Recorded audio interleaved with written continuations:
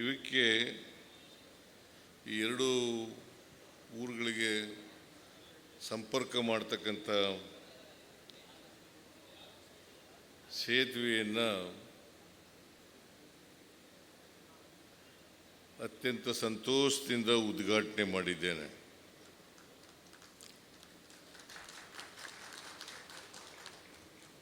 ಈ ಸೇತುವೆಯ ಖರ್ಚು ಸುಮಾರು 35-36 ಕೋಟಿಗಳು.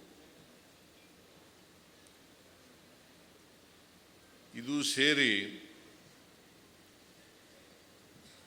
ಇವತ್ತು ಅನೇಕ ಅಭಿವೃದ್ಧಿ ಕಾರ್ಯಕ್ರಮಗಳಿಗೆ ಶಂಕುಸ್ಥಾಪನೆ ಮತ್ತು ಉದ್ಘಾಟನೆ ಕಾರ್ಯಕ್ರಮವನ್ನು ಕೂಡ ನೆರವೇರಿಸಿದ್ದೇನೆ. ನಾನು ಯಾಕೆ ಈ ಮಾತನ್ನು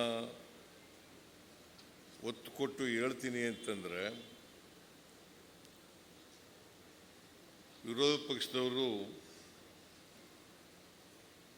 ಭಾಳ ಟೀಕೆ ಮಾಡ್ತಾರೆ.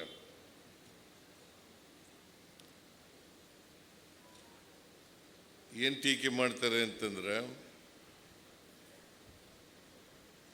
ಅಭಿವೃದ್ಧಿ ಕೆಲಸಗಳಿಗೆ ದುಡ್ಡಿಲ್ಲ,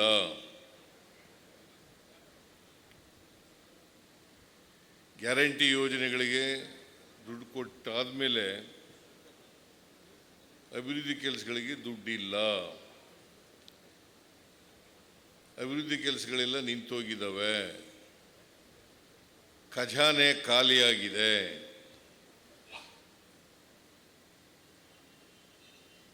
ಅಭಿವೃದ್ಧಿ ಕೆಲಸಗಳು ರಾಜ್ಯದಲ್ಲಿ ಶೂನ್ಯ ಆಗಿದ್ದಾವೆ ಅಂಥೇಳಿ ಟೀಕೆಯನ್ನು ಮಾಡ್ತಾ ಇದ್ದಾರೆ. ಈಗಾಗಲೇ ಶೃಂಗೇರಿ ಕ್ಷೇತ್ರದ ಶಾಸಕರು ಅವರ ಕ್ಷೇತ್ರಕ್ಕಾಗಿರ್ತಕ್ಕಂಥ ಅನೇಕ ಅಭಿವೃದ್ಧಿ ಕೆಲಸಗಳನ್ನು ಪ್ರಸ್ತಾಪ ಮಾಡಿದ್ದಾರೆ. ಇವೆಲ್ಲ ಅಭಿವೃದ್ಧಿ ಕೆಲಸಗಳಲ್ವಾ?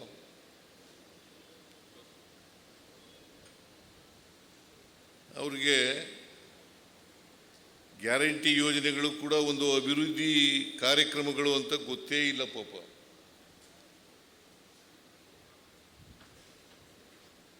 ಇವೆಲ್ಲವೂ ಕೂಡ ಗ್ಯಾರಂಟಿ ಯೋಜನೆಗಳು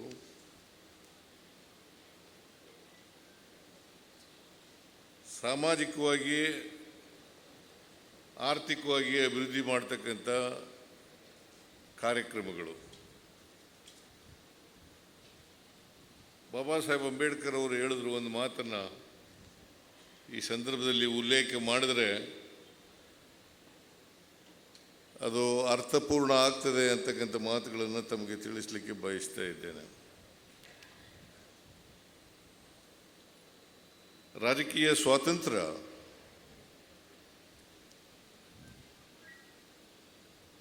ಸಾಮಾಜಿಕ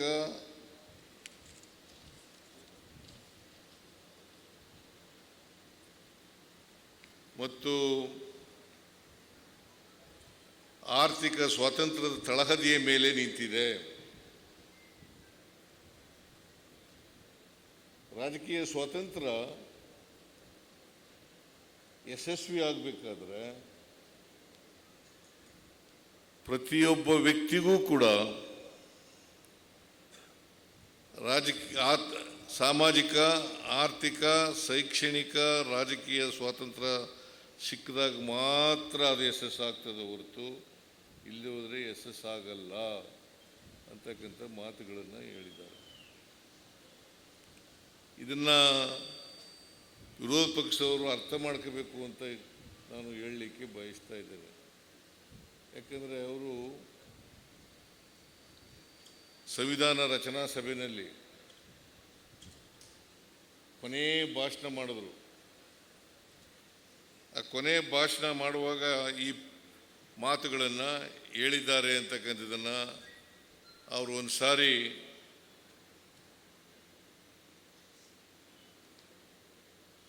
ಕಾನ್ಸ್ಟಿಟ್ಯೂಯೆಂಟ್ ಅಸೆಂಬ್ಲಿ ಡಿಸ್ಕಷನ್ಸ್ನ ಓದ್ಕೊಳ್ಳಿ ಅಂತಕ್ಕಂಥ ಸಲಹೆಯನ್ನು ಈ ಸಂದರ್ಭದಲ್ಲಿ ಕೊಡಲಿಕ್ಕೆ ಬಯಸ್ತಾ ಇದ್ದೇನೆ. ಪ್ರತಿಯೊಬ್ಬರು ಕೂಡ ಓದ್ಕೋಬೇಕು ಇದನ್ನು. ರಾಜಕಾರಣಿಗಳು ಎಲ್ಲಿವರೆಗೆ ಆರ್ಥಿಕ ಸಾಮಾಜಿಕ ಸ್ವಾತಂತ್ರ್ಯ ಸಿಗೋದಿಲ್ಲ ಅಲ್ಲಿವರೆಗೆ ಜಾತಿ ವ್ಯವಸ್ಥೆ ಹೋಗಲ್ಲ, ಸಮಾಜ ನಿರ್ಮಾಣ ಆಗಲ್ಲ. ನಮ್ಮ ಸಂವಿಧಾನದ ಆಶಯ ಏನಪ್ಪ ಅಂತಂದರೆ ಸಮಾಜವನ್ನು ನಿರ್ಮಾಣ ಮಾಡ್ತಕ್ಕಂಥದ್ದು. ಸಮಾಜ ಆಗಬೇಕಾದ್ರೆ ಪ್ರತಿಯೊಬ್ಬ ವ್ಯಕ್ತಿಗೂ ಕೂಡ ಆರ್ಥಿಕ ಸಾಮಾಜಿಕ ಸ್ವಾತಂತ್ರ್ಯ ಸಿಗಲೇಬೇಕು. ಇಲ್ಲದೆ ಹೋದರೆ ಸಮಾಜದಲ್ಲಿ ಬದಲಾವಣೆ ಆಗಲ್ಲ. ಅದಕ್ಕೋಸ್ಕರ ಸಾಮಾಜಿಕ ಆರ್ಥಿಕ ಸ್ವಾತಂತ್ರ್ಯವನ್ನು ಪ್ರತಿಯೊಬ್ಬ ವ್ಯಕ್ತಿಗೂ ಕೂಡ ಕೊಡಲಿಕ್ಕೋಸ್ಕರವಾಗಿ ಅನೇಕ ಭಾಗ್ಯಗಳ ಕಾರ್ಯಕ್ರಮ, ಅನೇಕ ಸಾಮಾಜಿಕ ಆರ್ಥಿಕ ಕಾರ್ಯಕ್ರಮಗಳು ಮತ್ತು ಗ್ಯಾರಂಟಿ ಯೋಜನೆಗಳನ್ನು ನಮ್ಮ ಸರ್ಕಾರ ಮಾಡಿದೆ ಅಂತಕ್ಕಂಥದ್ದನ್ನು ಈ ಸಂದರ್ಭದಲ್ಲಿ ತಿಳಿಸಲಿಕ್ಕೆ ಬಯಸ್ತಾ ಇದ್ದೇನೆ. ನನಗೆ ಭಾಳ ಸಂತೋಷ ಆಗ್ತದೆ.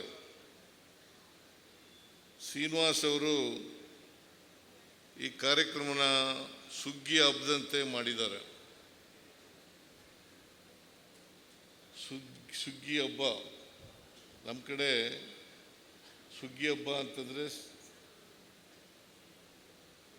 ಸಂಕ್ರಾಂತಿ ಹಬ್ಬ. ನಿಮ್ಮ ಕಡೆನೂ ಸಂಕ್ರಾಂತಿ ಹಬ್ಬ ಮಾಡ್ತೀರಿ ಅಂತ ಅನಿಸುತ್ತೆ. ಅದೇ ಸುಗ್ಗಿ ಹಬ್ಬ. ಅಲ್ಲಿ ಸಿರಿಧಾನ್ಯಗಳ ಹೆಸರು ಕೂಡ ಇಟ್ಟಿದ್ದಾರೆ. ರಾಜೇಗೌಡರಿಗೆ, ಶ್ರೀನಿವಾಸ್ಗೆ ಅಭಿನಂದನೆಗಳನ್ನು ಹೇಳಲಿಕ್ಕೆ ಬಯಸ್ತಾ ಇದ್ದೇನೆ.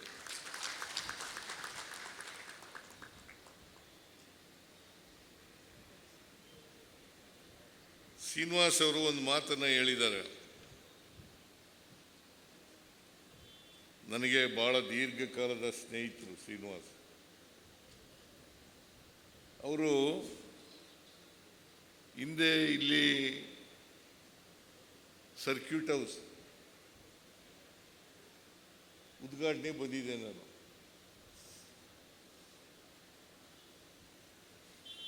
ಆ ಉದ್ಘಾಟನೆ ಬಂದಾಗ ಒಂದು ಮಾತು ಹೇಳಿದ್ರು. ಮೈಸೂರಿನ ಮಹಾರಾಜರು ನರಸಿಂಹರಾಜ ಒಡೆಯರ್ ಬಂದಿದ್ದರು ಇಲ್ಲಿಗೆ.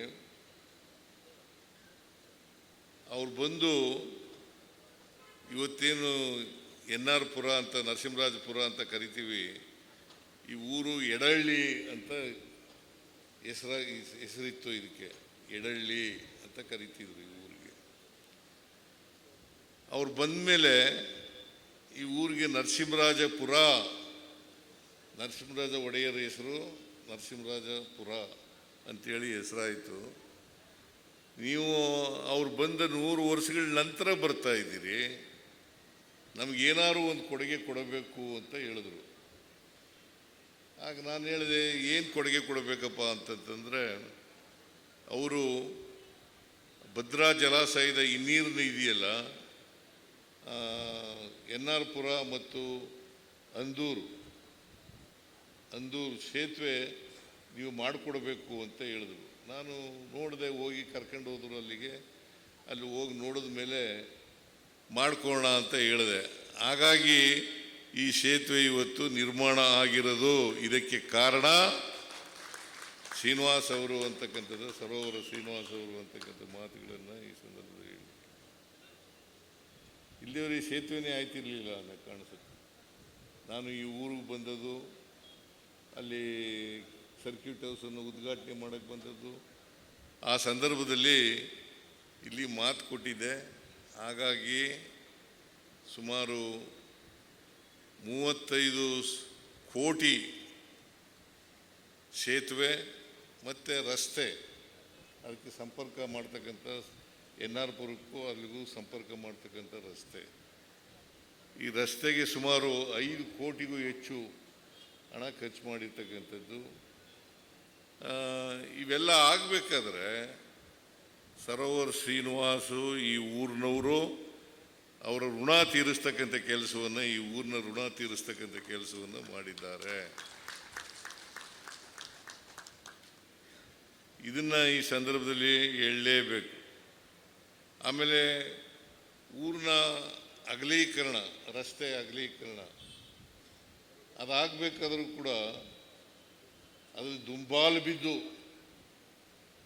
ಹಿಂದ್ಗಡೆ ನನಗೆ ಎಷ್ಟು ದುಂಬಾಲು ಬಿದ್ದಿದ್ರು ಅಂತಂದರೆ ಆಗಲೇಬೇಕು, ಈ ವರ್ಷದ ಬಜೆಟ್ನಲ್ಲಿ ಘೋಷಣೆ ಆಗಲೇಬೇಕು ಅಂತ ಹೇಳಿದರು.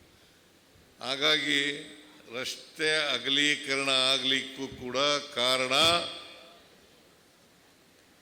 ಶ್ರೀನಿವಾಸ್ ಅವರು ಕಾರಣ ಅಂತಕ್ಕಂಥ ಮಾತುಗಳನ್ನು ಹೇಳಲಿಕ್ಕೆ, ಅದಕ್ಕೂ ಕೂಡ ಘೋಷಣೆ ಮಾಡಿ ದುಡ್ಡನ್ನು ಕೊಟ್ಟಿದ್ದೇನೆ. ರಸ್ತೆ ಅಗಲೀಕರಣ ಆಗಬೇಕು. ಯಾರ್ಯಾರು ತೊಡಕು ಮಾಡ್ತಾ ಇದ್ದಾರೆ ಅವರೆಲ್ಲರೂ ಕೂಡ ಒಪ್ಪಿಕೊಂಡು ರಸ್ತೆ ಅಗಲೀಕರಣ ಮಾಡಲಿಕ್ಕೆ ಅನುಕೂಲ ಮಾಡಿಕೊಡಬೇಕು ಅಂತಕ್ಕಂಥ ಮಾತುಗಳನ್ನು ಕೂಡ ಈ ಸಂದರ್ಭದಲ್ಲಿ ಹೇಳಲಿಕ್ಕೆ ಬಯಸ್ತಾ ಇದ್ದೇನೆ. ಅವರಲ್ಲಿ ಮನವಿಯನ್ನು ಕೂಡ ಮಾಡಲಿಕ್ಕೆ ಬಯಸ್ತಾ ಇದ್ದೇನೆ. ಆಮೇಲೆ ಇನ್ನೊಂದು, ಈಗ ನಾನು ಹೆಚ್ಚಿನ ವಿಡಿಯೋಗಳಿಗೆ ಪ್ರತಿಧ್ವನಿ ಯೂಟ್ಯೂಬ್ ಚಾನೆಲ್ ಸಬ್ಸ್ಕ್ರೈಬ್ ಮಾಡಿ, ಬೆಲ್ ಐಕಾನ್ ಕ್ಲಿಕ್ ಮಾಡಿ.